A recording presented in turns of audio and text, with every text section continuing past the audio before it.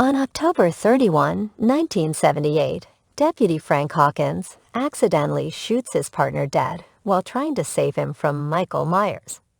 He also prevents Dr. Samuel Loomis from executing Michael.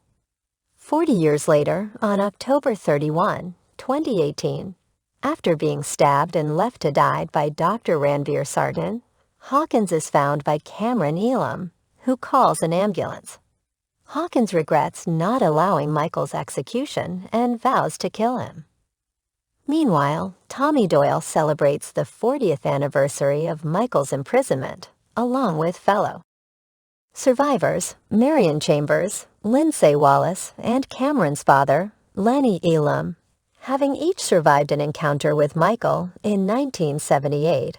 Firefighters responding to Laurie Strode's burning house inadvertently release Michael, who slaughters them with their own equipment.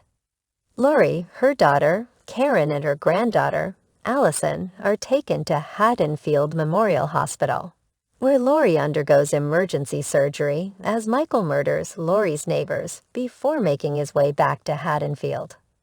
Tommy, Marion, Lindsay, and Lenny learn of Michael's killing spree.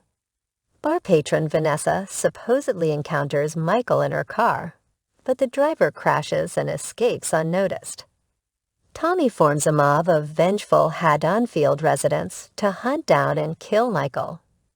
Karen is informed that Michael is still alive and withholds that information from Laurie to allow her to recover. Allison reconciles with Cameron, her ex-boyfriend, and she joins Tommy's mob to revenge her own father's death. Laurie and Hawkins both awaken in the same room and reminisce about their former relationship. While warning the Haddonfield community to stay inside their houses, Marion, Vanessa, and her husband, Marcus, are killed by Michael. Lindsay escapes and is found alive by Tommy, Liney, Allison, and Cameron. The group map out Michael's path and his victim's location and deduce that he is heading towards his childhood home.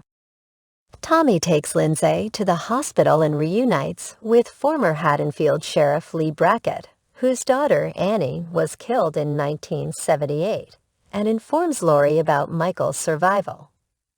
Across town, Michael murders the current owners of his home as Laurie prepares to leave the hospital. Liz Tivoli, a fugitive convict from Smiths Grove Psychiatric Hospital, and the driver of Vanessa's car, who escaped alongside Michael when their bus crashed, arrives and is mistaken for Michael. Tommy's mob pursued him through the hospital before Karen realizes that he is not Michael. Despite her attempts to calm the mob and help Lance, he jumps out a window to his death. Laurie urges Karen to work with Tommy and Brackett to hunt Michael down.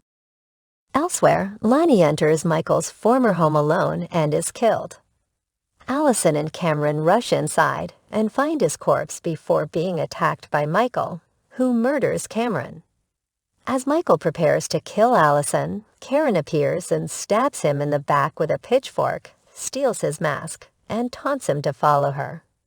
She leads Michael into Tommy's mob, who sworn, attack, and seemingly kill him. When the mob disperses, Michael recovers and massacres the remaining members of the mob, including Tommy and Brackett. Back at Michael's home, Karen goes upstairs to investigate.